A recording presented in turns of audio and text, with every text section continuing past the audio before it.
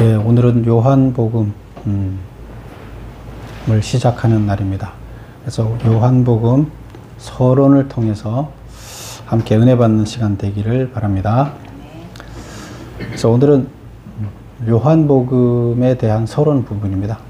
그래서 본문은 언급하지 않고 요한복음이 어떤 구조로 되어 있는지 또 무슨 말씀을 하려고 하는지 그런 부분을 한번 살펴보도록 하겠습니다.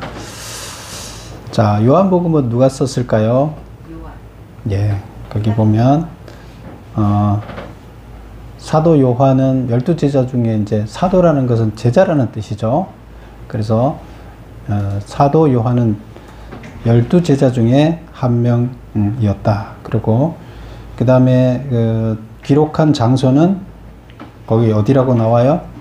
에베소라고 나옵니다. 에베소는 어디에 있어요? 소아시아에 있습니다. 소아시아 기억나시죠? 예.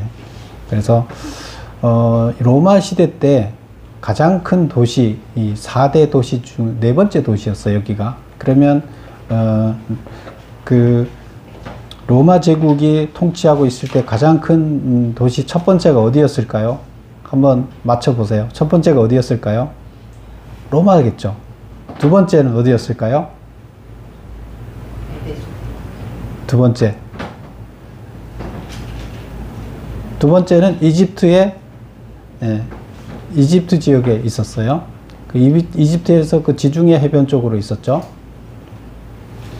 갑자기 이름이 생각 안 나는데, 예, 거기에 있었어요. 그 다음에 세 번째는 안디옥이었어요. 안디옥은 기억나시죠? 예. 그 다음에 네 번째가 에베소예요. 크기로 봤을 때. 그래서 1, 2, 3, 4 이렇게 따졌을 때 우리가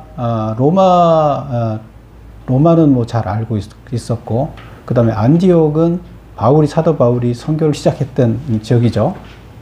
그 다음에 또 사도 바울이 에베소에 가서 선교를 했죠. 그래서 사도 바울은 이때 당시에 선교를 할 때 그 대도시에 가서 사람이 많은 곳에서 복음을 전해야 되겠다. 이런 이제 전략으로 하나님의 인도하심 따라 그렇게 이제 시작을 했어요. 그래서 대도시 안디옥에서 또 대도시 에베소에서 이렇게 했고, 이 에베소에서 상당히 오랫동안 성경을 제일 많이 가르쳤던 지역이 성경 강독을 했다 그랬어요. 그래서 2년 동안 꼬박 하루도 안 쉬고 성경 강독을 했었다. 그래서 소아시아에 있는 지역 사람들이 사도 바울의 성경 강해를 듣지 않은 사람이 없을 정도로 그렇게 유명했다. 이렇게 얘기를 하고, 그때 강론을 할 때는 어디서 했느냐? 문하온이라는 곳에서 했다. 근데 문하온이 어떤 곳이었냐면, 로마 제국 전에 알렉산더 대왕이 문화원을 만들어 놨는데, 그 알렉산더 문화를 전달하기 위해서 만들어 놨던 문화원이었어요. 그래서 헬라 문화원이죠. 기독교 문화원이 아니에요. 헬라 문화를 전달하기 위한 헬라 문화원인데, 거기를 빌려서 거기서 처음에는 에베소 교회에서 하다가 사람들이 안 모이니까 문화원을 빌려서 가서 한 거예요. 그럼 지금으로 따진다면 뭐 교회가 아닌 절 같은 데서, 절은 다 있는데 교회가 없는 지역이죠. 그러니까 그런 데 가서 절의 강당을 빌려서 세미나를 한 거죠. 그렇게 해서 2년 동안 했던 지역이 바로 그 에베소예요. 그래서 그게 에베소 교회에서 시작해서 문화원을 빌려서 강론을 했고, 거기에서 소아시아의 중심지가 에베소 교회가 됐어요.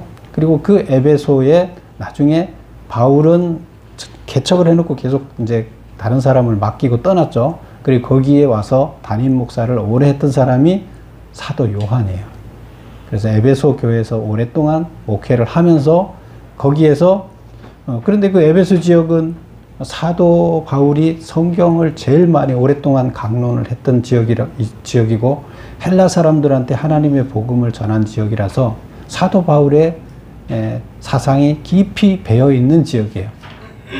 근데 그것을 그대로 답습해서 사도 요한이 거기서 목회를 하면서 헬라 사람들한테 복음을 어떻게 전해야 될 것인가, 그걸 이미 바울이 해놓은 방식이 있어요. 근데 그 방식을 따라서 전했는데 그것을 헬라 사람들한테 복음을 전할 때는 유대인들하고 전하는 거하고 틀리게 전해야 돼요. 그래서 야, 이걸 어떻게 전하지 하다가 그 사람들한테 하나님, 예수님을 잘 설명하기 위해서 쓴 것이 요한복음이에요. 그러다 보니까 우리 그 복음서는 주로 먼저 누구한테 전하기 위해서 썼어요? 복음을 유대인들한테 전하기 위해서 복음서를 썼죠.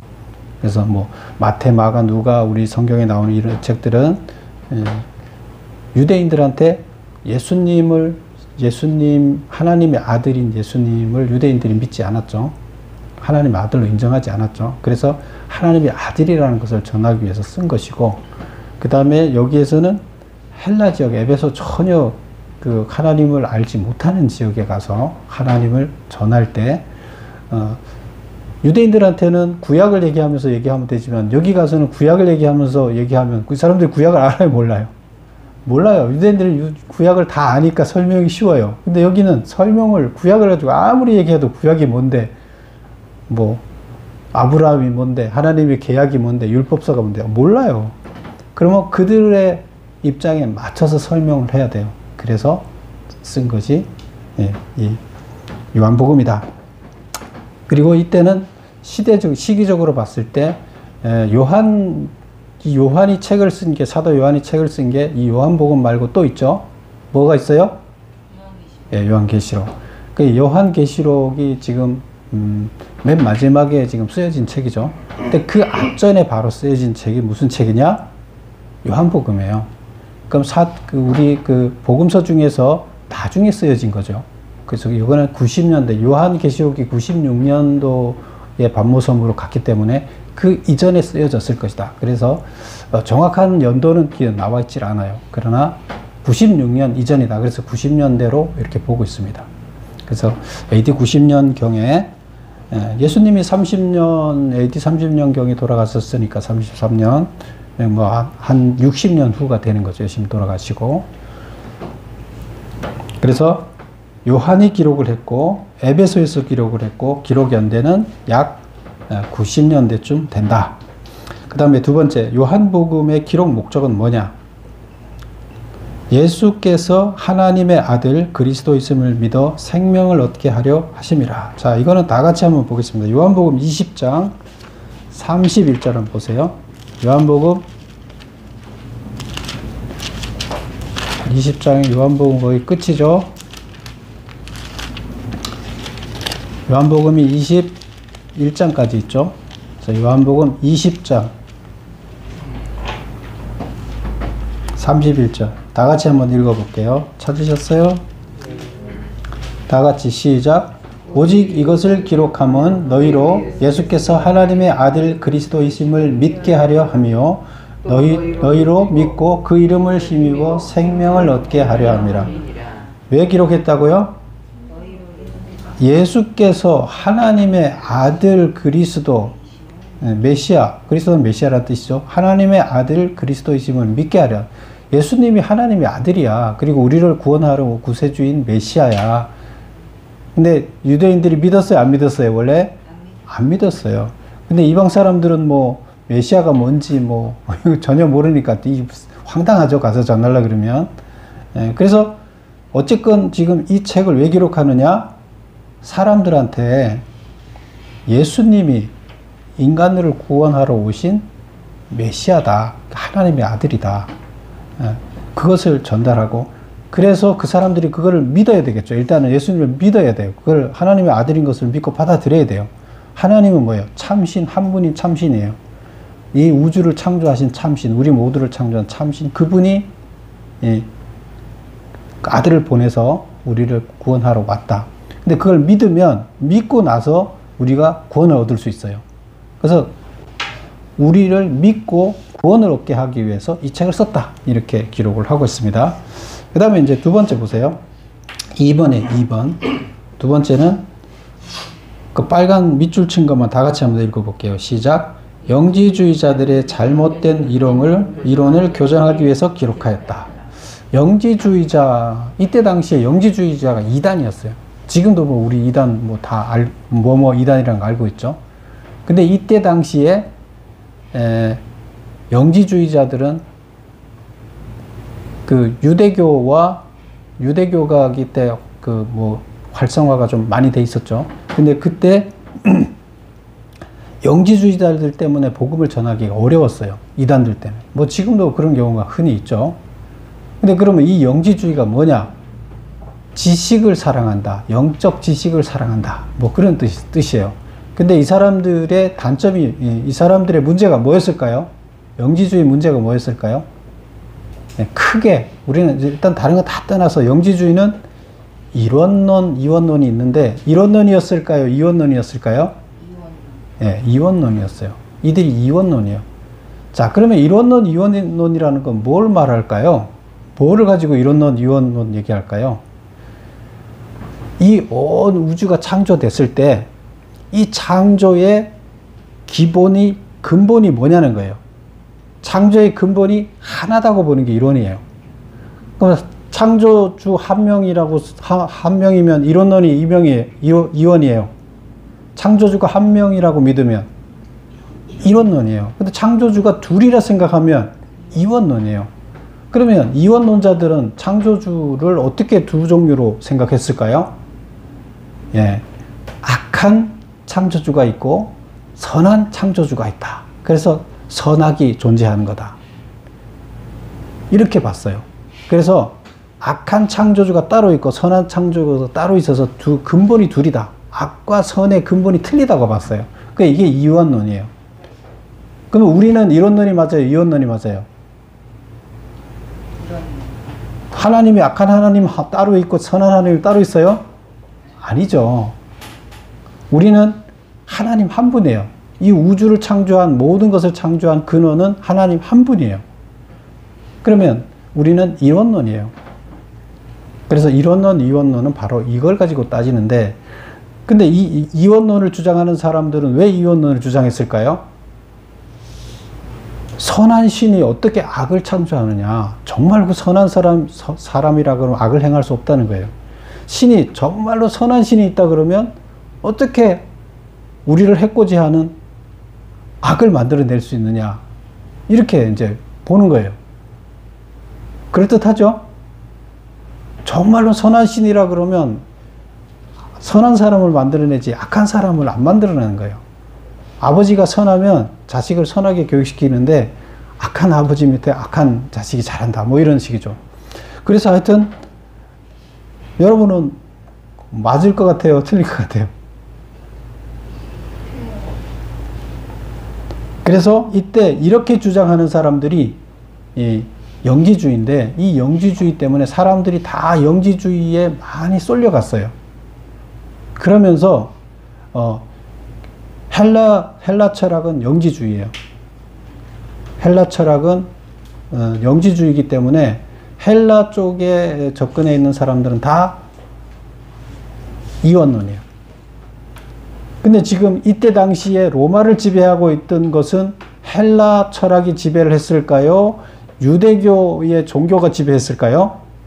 로마를 지배하고 있을 때 알렉산더가 헬라 대제국을 만들고 그 대제국이 로마로 그대로 편입이 됐기 때문에 그거를 알렉산더 대왕의 제국을 로마가 점령을 해서 로마가 됐기 때문에 결국에 그 문화는 다 뭘로 돼 있어요? 헬라 철학이 지배하고 있어요. 그럼 헬라 철학이 지배하고 있으면 이 모든 문화가 이원론이에요, 이원론이에요? 이원론이에요. 그렇다 보니까 다 사람들이 이원론 중심으로 돼 있는데 이론론을 가서 얘기를 해봐야 안 먹히는 거예요. 그래서 이런 상태에 있었다. 그래서 이 영지주의가 하나님의 복음을 전하는 데는 상당히 심각했다. 어려웠다. 그래서 여기 보면, 그래서 목적이 뭐예요? 요한이 특히 이제 그 에베소 지역은 유대교 지역도 아니었죠. 하나님도 모르는 지역이었죠. 그러니까 거기 사람들한테는 거기 사람들 영지주의는 잘 알지만 기독교를 모르니까 힘들어요. 그래서 영지주의자들의 잘못된 이론을 교정하기 위해서 썼다. 그게 아니다 하는 것을 이제 썼다.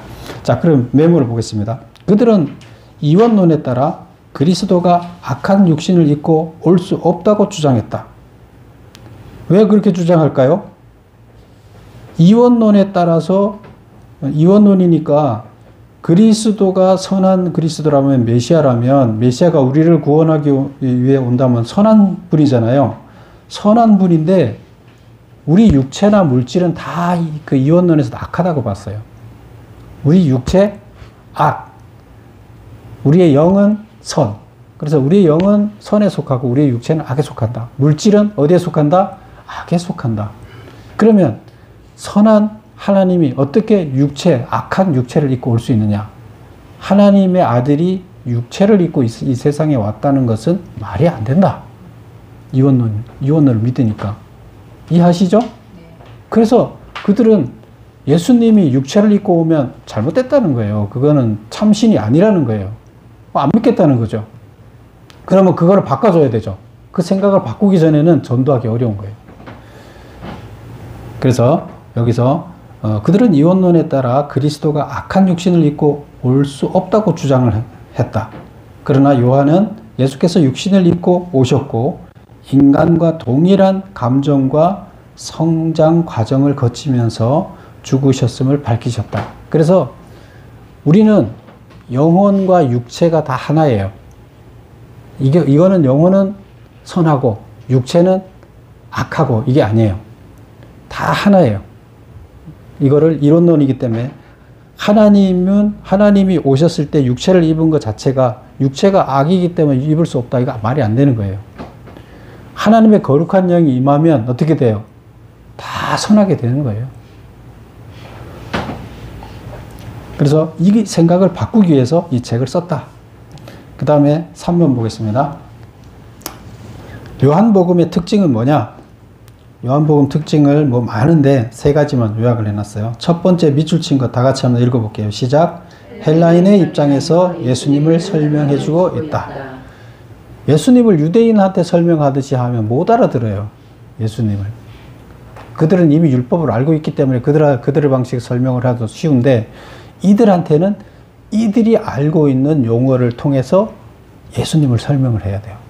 그래서 이들이 알고 있는 용어가 뭘까요? 로고스라는 로고스 사상이에요. 이들이 알고 있는 사상이 로고스 사상이에요. 그래서 로고스 사상을 접목시켜서 예수님을 설명하고 있어요. 헬라인이 가지고 있는 로고스 사상을 이용하여 예수님이 누구인가를 설명하고 있다. 그 다음에 두 번째 빨간 줄 2번 시작. 공간복음에 대한 재해석을 시도하고 있다. 공간복음이 뭐예요? 뭐가 공간복음이에요? 마태복음, 마가복음, 누가복음. 그게 공간복음. 요한복음은 공간복음이 아니에요. 복음서가 4개 있잖아요. 4개 중에 3개는 공간복음이고 1개는 공간복음이 아니에요. 요한복음은 공간복음이 아니에요. 그럼 왜 공간복음은 무슨 뜻이에요? 보는 관점이 같다는 거예요. 공통적인 관점을 갖고 있다. 공관. 그래서 예수님에 대해서 기록을 하는데 공통적으로 기록했다. 그럼 공통점이 뭘까요? 예수님이 무슨 사역을 했는지 사역 중심으로, 시간 중심으로 기록했어요. 그래서 누가 무슨 일을 했다 그러면 위대한 인물을 위인전을 쓴다 그랬을 때 그 사람 언제 태어나고 무슨 일을 했다, 그 며칠 날 뭘 했다, 이것을 시간대적으로 쓰는 것을 연대기적이라 그러죠. 역사적이라 그러죠. 그 다음에 정기적이라는 것은 그 사람이 했던 일들을 기록한 것이죠. 그래서 정기적이고 역사적으로 기록한 게 공간복음이에요. 그런데 요한복음은 그렇게 기록을 안 했어요. 그렇게 기록을 안 하고 어떻게 기록했을까요? 다른 관점에서 기록을 했어요. 그래서 그래서 그 다른 복음이라 이렇게 제4복음이라 이렇게 얘기를 하는데요. 그래서 공간복음에 대한 재해석, 마태, 마가, 누가가 쓴 복음서는 예수님의 행적 중심으로, 말씀 중심으로 기록을 했지만 여기서는 전혀 다른 방식으로 썼다. 그래서 재해석을 했다. 이렇게 얘기를 합니다. 뒤에 가서 또 나옵니다. 3번 다 같이 시작. 예수님 탄생 이전의 사역도 기록하고 있다. 예수님 원래 공간복음에는 예수님이 탄생한 이후에 예수님이 어떻게 탄생했다부터 예수님이 돌아가실 때까지를 기록하고 있어요. 그렇죠? 예수님 전기니까. 그분이 살아온 전기를 쓰는 거니까. 그래서 예수님 태어나서부터 죽을 때까지를 기록했는데 요한복음은 그 보면 예수님이 탄생 이전에 뭐 하셨는지도 기록하고 있어요. 요한이 어떻게 알아요, 그거를? 여러분 같으면 그거 어떻게 알 수 있을까요? 자기가 알 수 없죠. 하나님이 계시를 해주니까 안 거죠. 그래서 여기 보면 선제, 먼저 계셨다. 먼저 존재했다는 거예요. 예수님이 이 땅에 오시기 전에 먼저 존재하셨다. 우리는 이 땅에 오기 전에 존재한 지역이 없어요. 여기서 처음 태어났어요. 그런데 예수님은 이미 이 땅에 오기 전에 다른 데 계시다가 일로 온 거예요. 그래서 선제했다. 그 다음에 두 번째 뭐라고 돼 있어요? 창조. 예수님이 온 우주를 창조했다. 우리 인간을 다 창조했다. 여러분, 창조를 누가 했어요? 누가 했다고 생각하세요? 성부 하나님이 했어요? 성자 예수가 했어요? 성령이 했어요? 여기서는 요한복음에 보면 성자 예수, 성자 하나님의 아들 예수가 온 우주를 창조했어요. 우리 인간도 다 창조했어요. 그렇게 기록하고 있어요. 특이하죠? 그 다음에 구원계획.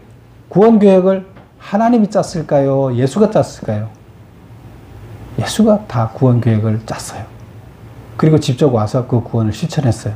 그래서 우리의 구원과 관련된 모든 일, 우리의 창조와 관련된 모든 일을 누가 했다? 예수님이 하셨다. 그래서 우리가 기도하고 할 때도 예수님 이름으로 기도합니다. 뭐 다 그렇게 하죠. 그래서 여기 보면 세 가지 특징이 있는데 헬라인 입장에서 예수를 누군지 설명하려고 했는데 그렇게 하다 보니까 그들이 알고 있는 로고스 사상을 가지고 예수를 설명했다. 그 다음에 두 번째 공간복음을 재해석을 해서 기록을 했다. 그러면서 재해석을 할 때 예수님이 탄생하기 이전의 이야기까지도 기록하고 있다. 그 다음에 4번 요한복음은 예수를 누구라 하는가? 그래서 요한복음에서는 예수를 누구라 하는가에 대해서 여기 세 가지를 기록하고 있는데요. 예수 이꼬로 하나님. 요한복음에서는 예수 하나님의 아들과 아들이라고 칭을 하지만 하나님과 동등된 한 아들이라고 이렇게 얘기를 해요. 그래서 말이 좀 이상하게 느껴질지는 모르지만 하나님이 갖고 있는 모든 고난을 행사하시는 예수님이에요.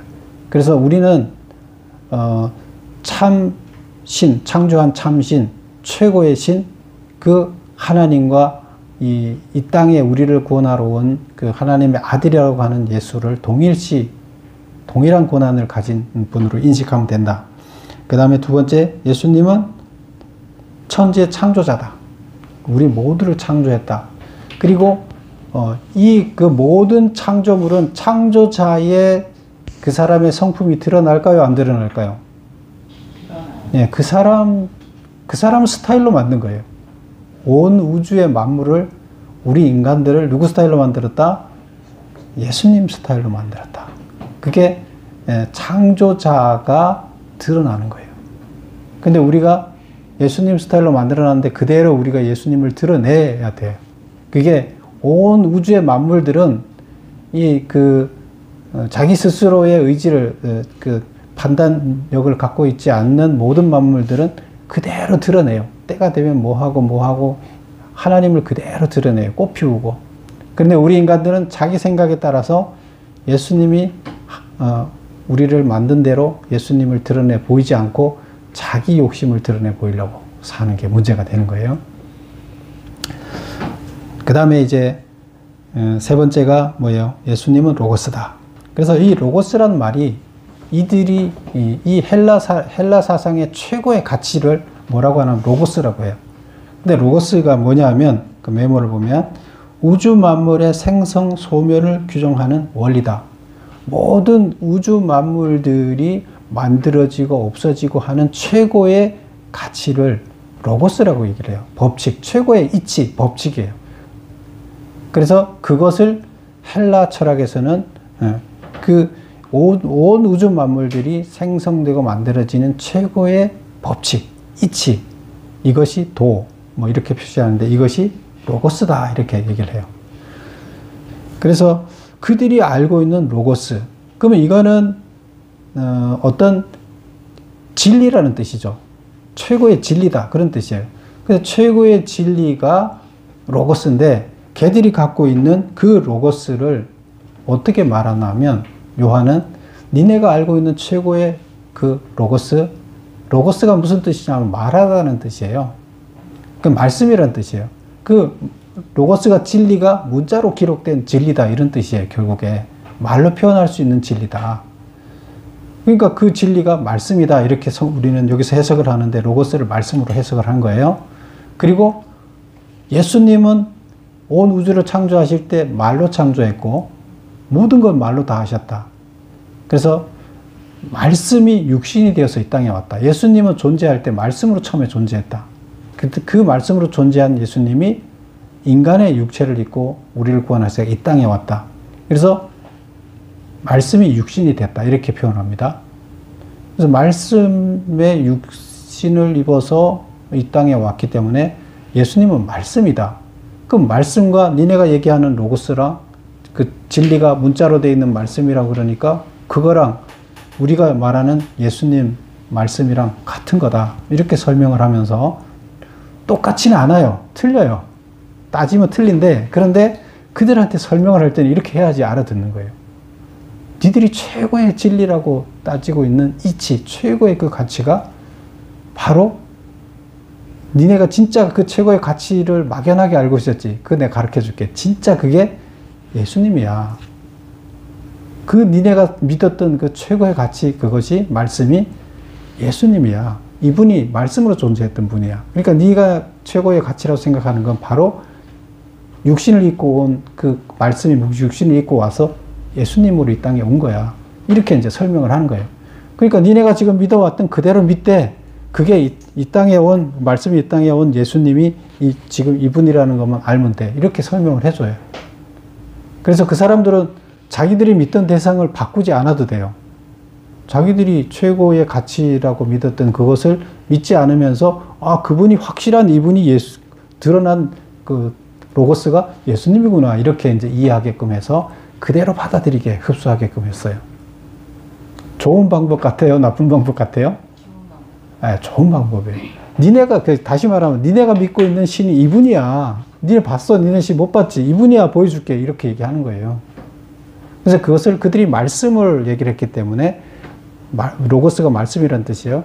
말씀으로 존재했다가 왔기 때문에 마치 똑같이 이렇게 얘기를 하는 거예요. 그래서 이것을 예수님이 누군가를 설명할 때 로고스를 가지고 설명했다 해서 예수님이 누군가를 말하는 게 기독론이에요.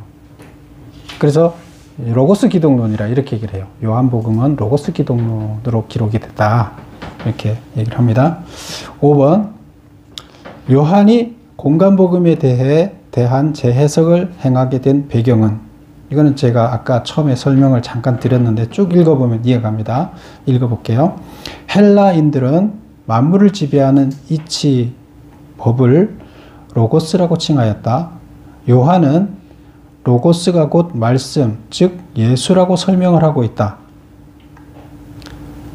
2번 헬라 철학에서 말하는 실제하는 세계인 이데아가 곧 하나님 나라라고 설명하고 있다. 자, 이제 두 가지를 설명합니다. 로고스 사상이 있어요. 헬라 사람들한테는 그들이 최고의 진리라고 믿는 로고스 사상이 있어요. 그 다음에 또 한 가지 사상이 또 있어요. 무슨 사상이 있느냐? 이데아라는 사상이 있어요. 그래서 로고스 사상은 설명을 했죠. 뭔지 진리, 최고의 진리, 그거를 최고의 진리가 있다. 그게 이제 로고스고, 그 다음에 이데아 사상은 뭐냐 하면 지금 우리가 살고 있는, 인간이 살고 있는 이 세상은 가짜다는 거예요. 진짜 세상은 따로 있다. 이거. 우리가 지금 눈으로 보지 못하는데 진짜 세상은 저쪽에 따로 있다. 우리가 얘기하는 뭐 천국 뭐 이런 식으로 진짜 세상은 저기 따로 있어. 여기는 지금 가짜야. 그러면 우리는 지금 가짜에 살고 있으면 진짜를 알아야 되겠죠. 그래서 우리가 살고 있는 세상은 가짜 세상이고 진짜 세상은 저기에 있는데 거기를 뭐라고 표현하냐면 이데아라고 표현한 거예요. 이들이. 그러면 그들이 갖고 있는 로고스, 말씀 사상과 그들이 갖고 있는 실제 존재하는 참이 있는 거예요. 거기는 참만 있어요. 진실만 있는 이데아 사상, 이데아 세계가 있어요. 그 두 가지를 어떻게 설명하고 있냐면 로고스는 누구로 대치시켰어요? 예수로 대치시켰어요. 그러면 이데아 사상 뭐로 대치시킬까요? 예, 하나님 나라로 대치. 하나님 나라. 우리는 하나님 나라를 완성시키잖아요. 니네가 생각하는 실제가 그게 바로 하나님 나라야. 그러니까 니네 그 사상 그대로 있대. 이걸 그대로 받아들이면 돼. 어렵지 않아. 너네 뭘 바꿀 것도 없어. 그렇게 해서 전도를 하는 거예요. 근데 이렇게 하기 위해서 요한 복음을 쓴 거예요. 그래서 지금 문제가 뭐였죠? 공간 복음에 대한 재해석을 할 필요가 있는 거예요. 왜? 마태, 마가, 누가를 가지고 그들한테 설명을 하니까 도저히 안 먹히는 거예요. 근데 이 로고스 사상을 가지고 접근을 하면 바로 그냥 전도가 바로 되는 거예요. 그래서 이거를 재해석을 해서 다시 써내야 되는 거예요. 사도 바울은 말로는 다 했지만 책으로 안 썼어요.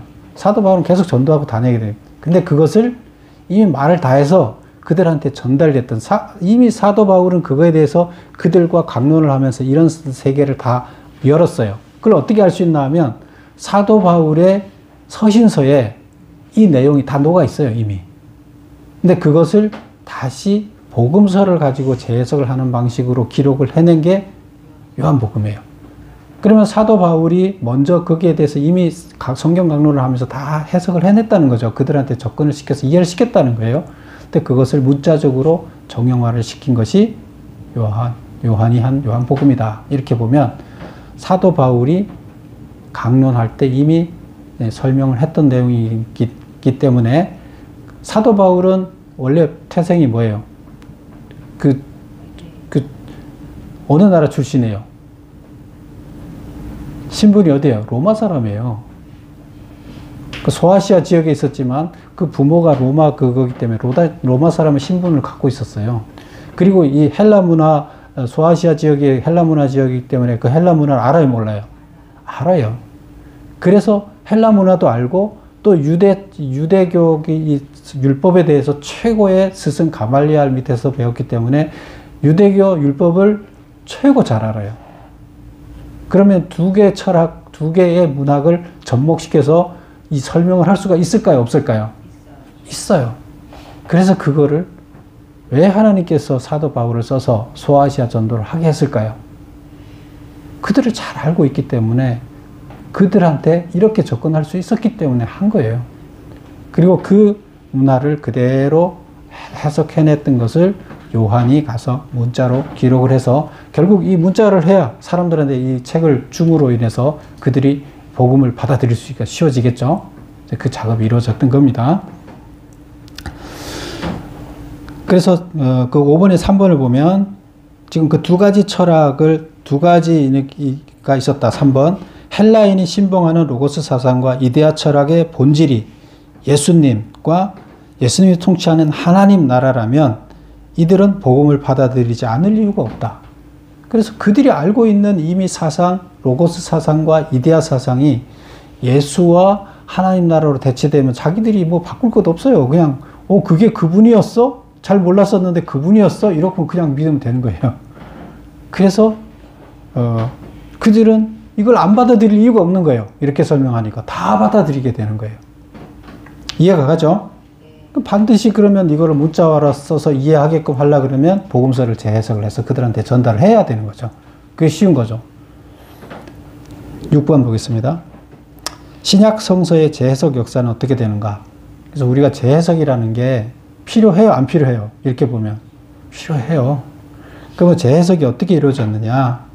처음에 예수님이 오셔서 새 계약을 말씀으로 이미 그 이스라엘 백성의 대표자인 그 12제자를 데려다가 말씀으로 계약을 했잖아요. 그 뭐예요? 언제요? 유월절 양 잡아서 먹으면서 유월절 만찬하는 게 뭐예요? 그게 계약서 작성한 거예요. 구두로 계약서 다 작성했어요. 그래서 그때 그게 뭐예요? 하나님과 새 계약을 체결한 게, 이게 그때 구약에 대해서 잘못 알고 있는 것들을 제대로 해석을 해주면서 다시 계약을 체결했는데, 이게 이제 신약의 첫 이제 스타트죠. 그 다음에 이거를 재해석을 한 게 언제예요? 이 신약 30년대 했던 것을 예수 제자들이 기록을 한 게 복음서죠. 1차 복음서죠.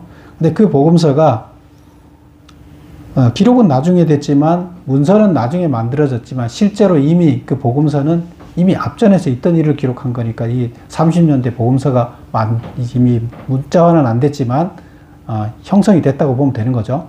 그리고 이제 두 번째 보면 60년경에 사도 바울이 새 계약을 했는데, 그게 1차 재해석.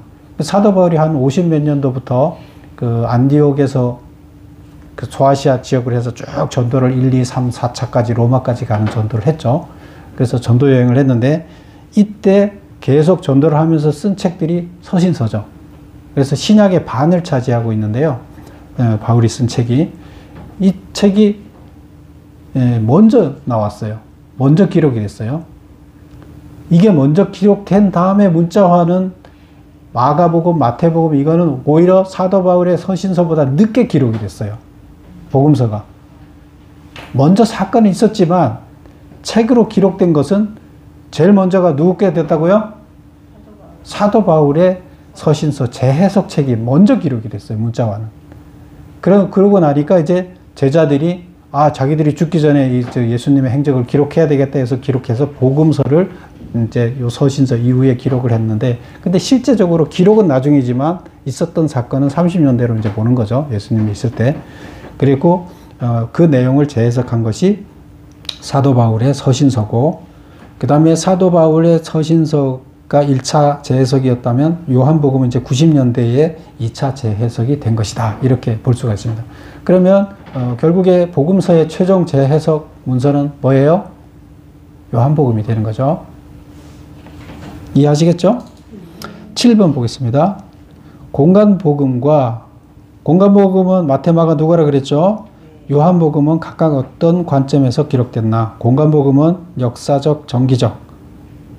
그 다음에 요한복음은 주관적 입장에서 기록됐다.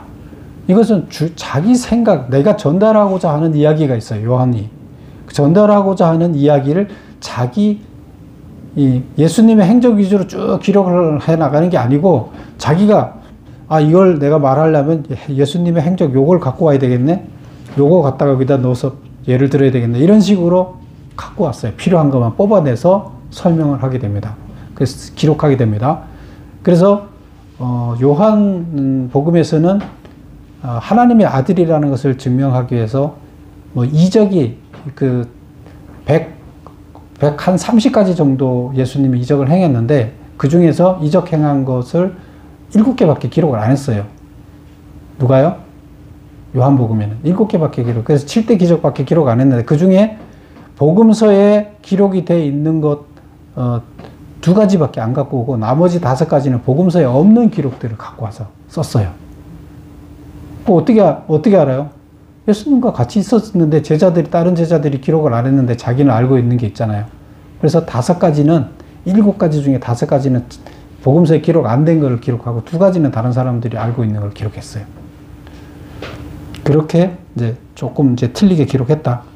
그러면은 요한이 자기 멋대로 책 쓴 거 아니야? 성경을?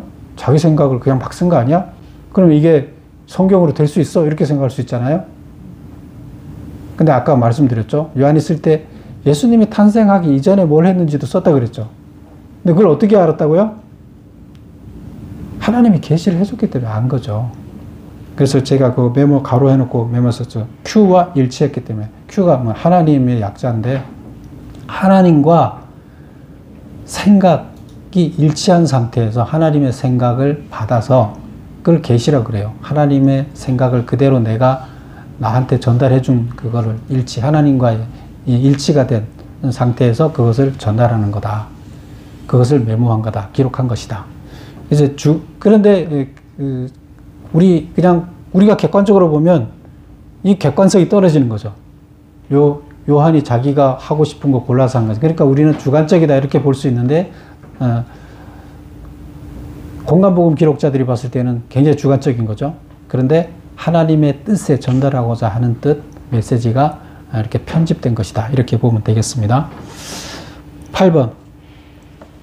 헬라 사상의 로고스와 예수님은 다르다는 것을 알고 있었지만 요한이 예수님을 로고스라고 말하는 이유는 무엇인가? 헬라 사상에 있는 로고스와 예수님이 말씀이라는 것과 예수님의 특성과 로고스의 그들이 알고 있던 로고스 특성은 같은 부분도 있지만 사실은 깊이 들어가면 틀려요. 많은 부분이 틀려요. 왜? 그들은 이원론주의자였잖아요. 우리는 이 헤브라이즘, 유대교, 이 기독교, 이걸 헤브라이즘이라 그래요. 그쪽은 헬레니즘이라 그래요. 그래서 그리스의 헬레니즘은 이원론주의예요.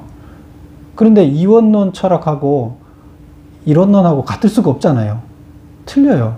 그런데 그거를 설명하기 위해서 그들한테 복음을 전하기 위해서는 로고스가 예수랑 같다고 얘기를 했지만 하나님 나라와 그들이 생각하고 있는 이데아가 같다고 얘기했지만 실제로는 다른 거예요.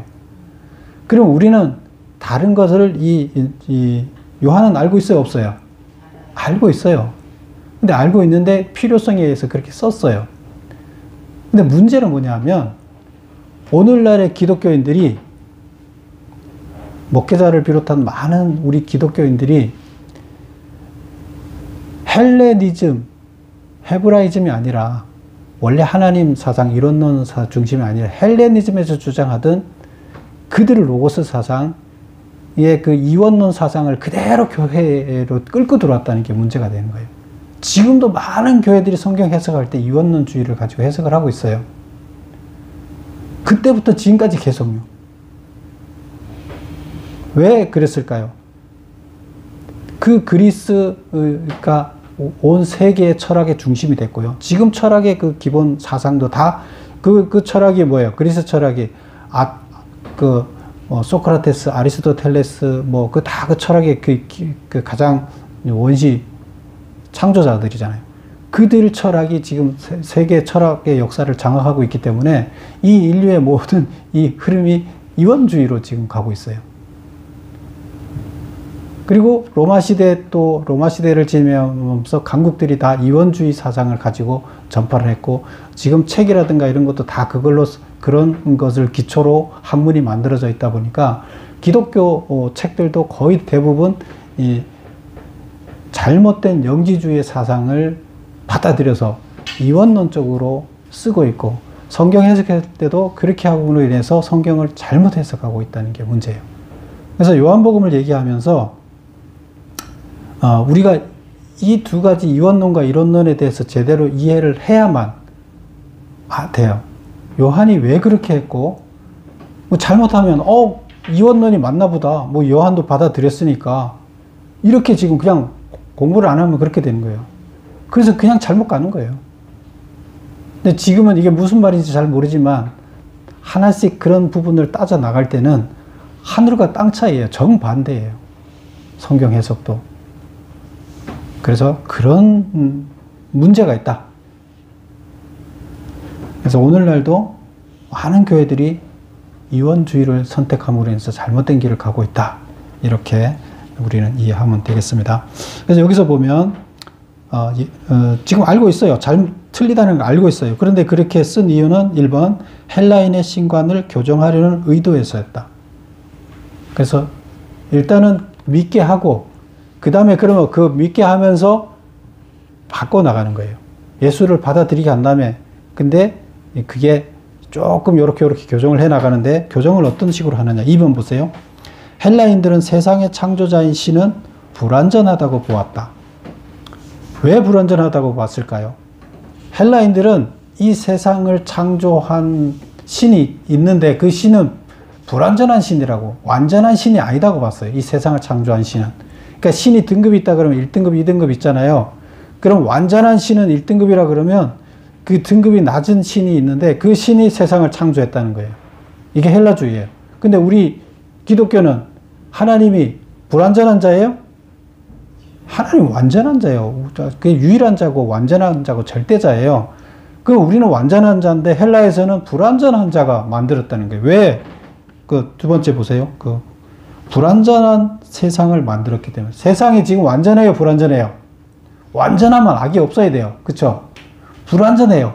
그러니까 능력이 모자라는 신이 세상을 악이 존재하게끔 불완전하게 만들어놔서 문제가 된다는 거예요. 그러면 이 창조자는, 세상 창조자는 불완전한 신이라는 거예요. 완전한 신이 못 된다는 거예요. 근데 우리는 예수님이 창조주라고 지금 여기 요한복음에서 기록하고 있잖아요. 완전한 자인데 창조주야.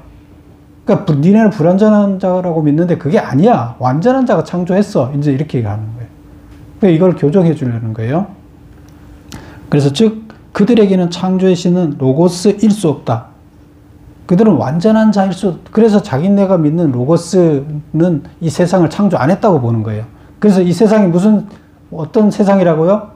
가짜라는 거예요. 여기는 진짜는 저 이데아에 있다는 거예요. 지금 그 저급한 최고의 신이 아닌 신이, 자기네가 믿는 로고스가 아닌 다른 신이 만들어 놓은 그 수준 낮은 신이 만들어 놓은 땅에 우리가 어쩔 수 없이 살고 있다는 거예요. 이해하시죠?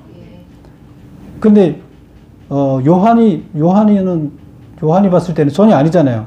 그들 생각을 바꿔줘야 되는 거예요. 그런데 로고스는 맞는데, 예수가 로고스는 맞는데 그분은 완전한 자라고 이렇게 교정을 해주려고 이제 하는 거죠. 그 다음에 세 번째 보세요. 헬라인들은 육체를 경시했다. 아까 말씀드렸죠. 육체를 왜 경시해요? 악이기 때문에. 육체는 악이에요. 영은, 우리 영육이 있으면 영은 선이에요.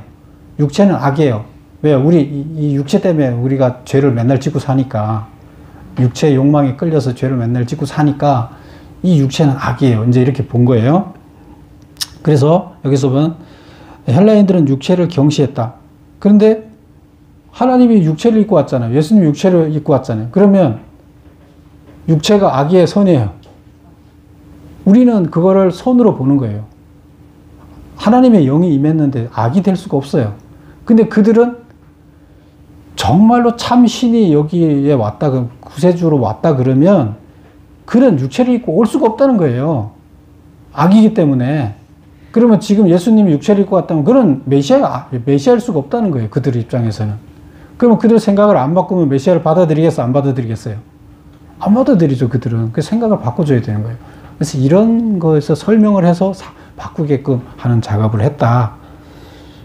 그래서 요한은 말씀이 육신이 되었다고 하면서, 말씀이 이제 육체를 입고, 인간의 육체를 입고 왔다고 하면서 영과 육이 하나라고 교정해 주고 있다.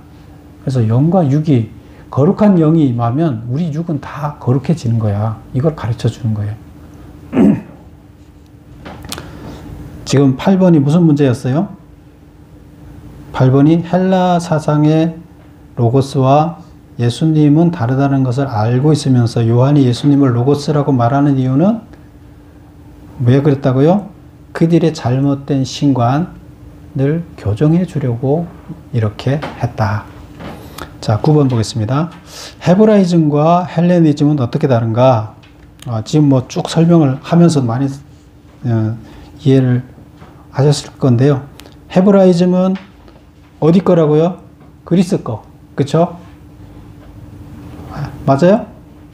아니죠. 헤브라이즘은 유대 거예요. 이스라엘 거예요. 우리 기독교 거예요. 헬레니즘은 어디 거요? 그리스. 철학이에요. 이거는 철학이에요. 헤브라이즘은 신학이에요. 신에 대한 학문이에요. 그러면 헬레니즘은 신에 대한 학문이 아니죠. 그냥 철학이에요. 철학과 신학은 틀리죠. 그래서 우리는 어느 걸 가야 돼요? 헤브라이즘으로 가야 돼요? 헬레니즘으로 가야 돼요? 헤브라이즘으로 가야 돼요. 그래서 헤브라이즘은 구약 율법서 기반 종교 문화예요. 율법서 기반으로 만들어진 종교 문화가 무슨 문화라고요? 헤브라이즘. 그래, 두 개 문화가 지금 다른 문화예요. 그 다음에 헬레니즘은 그리스 철학을 기본으로 한 합리주의, 인간들이 만들어낸 합리주의 문학이에요. 그러면 이것은 베이스가 누구 베이스? 신과 인간으로 봤을 때 헬레니즘은 누굴 중심으로 만든 거예요? 헬레니즘은 철학은, 그리스 철학은 인간 중심으로 만들었어요. 헤브라이즘은 누구 중심으로 만들었어요? 신 중심으로, 신 중심의 문화예요. 신 중심의 사상, 문화. 헬레니즘은 인간 중심의 사상. 이렇게 볼 수가 있어요. 그래서 헤브라이즘은 일원론, 헬레니즘은 이원론. 그 다음에 헤브라이즘에 중요한 게 있어요. 그 두 번째 이론론 다음에 다 같이 읽어볼까요? 뭐라 썼는지. 인간은 신의 존재 이유다. 요게 이제 신은 인격을 가지고 있어요. 헤브라이즘에서는 신이 인격을 가지고 있어요. 그런데 헬레니즘에서는 신은 인간하고 틀린 다른 별도의 존재로 보기 때문에 그냥 신은 신일 뿐이에요. 인간성을 갖고 있지 않아요. 인간들이 만들어 놓은 신은, 가상으로 만들어 놓은 신은, 헬레니즘에서 말하는 로고스, 그 신은 어떤 신이느냐? 인간적인 감정이라는 이런 걸 갖고 있지 않은 신이에요. 그래서 우리 인간들이 뛰어넘어야 할, 우리 인간들을 뛰어넘는 초월한 신이에요. 그런데 지금 여기에서 얘기하고 있는, 헤브라이즘에 얘기하고 있는 우리 하나님, 예수님은 어떤 분이에요? 인간성을 갖고, 인격을 갖고 있어요. 그래서 여기 이렇게 기록하고 있어요. 인간은 신의 존재 이유다. 신의 입장에서 봤을 때 우리 인간이 신이 존재하는 이유, 자기가 만들어 놨지만, 우리 아기를 우리가 신혼부부가 애를 낳았어요. 처음에는 자기가 필요해서 애를 낳았는데 나중에 살다 보니까 어떻게 돼요? 이혼하고 싶은데 왜 이혼 못해요? 애 때문에 이혼 못하는 거예요. 자기들의 존재 이유가 뭐에 있어요? 애한테 있는 거예요. 나이가 들어가면 들어갈수록 존재 이유가 자식한테 있는 거예요. 지금 하나님의 존재 이유가, 하나님의 스스로 존재 이유가 우리 인간이 자식이에요. 결국 우리 때문에 하나님이 존재하는, 하나님의 심정이 그렇다는 거예요. 그렇게 우리를 사랑하는, 인간 때문에 내가 존재한다. 자기가 만들어 놨지만, 우리 인간이 자식을 낳았지만 나중에는 인간 때문에, 인간을 사랑하는 그 마음 때문에, 자식을 사랑하는 그 마음 때문에 사는 삶의 이유가 되는 거예요, 그게. 그래서 여기에서 그렇게 표현하는데, 인간은 신의 존재 이유다. 하나님이 우리 때문에 살겠다는 거예요. 그런 하나님이다. 그런 사랑을 가진 하나님이다. 헤브라이즘의 하나님은. 그 다음에 육체와 세상은 완성되어야 할 대상이다. 그래서 여기에서는, 헬레니즘에서는 영은 불멸하고 육과 물질은 없어지고 파멸해야 될 것이야. 악이기 때문에. 선은 영밖에 없으니까 영만 살아남고 나머지는 다 없어져야 될 것이야. 이렇게 이제 보고 있지만, 그러나 우리 기독교에서는 부활이에요. 뭐가 부활이에요? 육체의 부활이에요. 그래서 우리는 어떻게 돼야 돼요? 우리는 소멸해야 될 것이 아니에요. 그래서 여기 보면 육체와 세상은 완성돼야 될 것이에요. 하나님 나라 완성을 위해서 완성돼야 할 재료예요. 그래서 우리는 소중한 재료다. 버려져야 될 것이 아니다. 이렇게 볼 수가 있습니다. 그래서 조금 이제 어려운 얘기를 썼는데, 이게 지금 요한복음 할 때 이거를 할까 말까 고민을 했어요. 어렵기 때문에 좀 이 말을 해야 되느냐 말아야 되느냐. 그런데 안 하고는 중간에 가다가 또 이 말을 꺼내서 하기는 어렵고, 그래서 해야 되겠다 결심을 하고 이제 했습니다. 이해를 다행히 하셨으면 다행이고요. 못 하셨으면 또 중간에 가다가 또 이해를 할 수 있게 제가 설명을 드리겠습니다. 그 다음에 9번 보면 요한복음의 내용은 어떻게 구성되었는가. 처음에 보면 1장에 1절 18절까지 예수님이 하나님의 아들로 성육신했다. 육체를 입고 이 땅에 오신 하나님의 아들이다. 이제 이거를 기록하고 있다는 거예요. 그래서 제일 중요한 게 지금 헬레니즘에서는 육체를 입고 올 수가 없잖아요. 근데 여기서 육체를 입고 왔다고 이렇게 기록을 그래서 아예 처음부터 하고 있다. 그 다음에 하나님의 아들이다.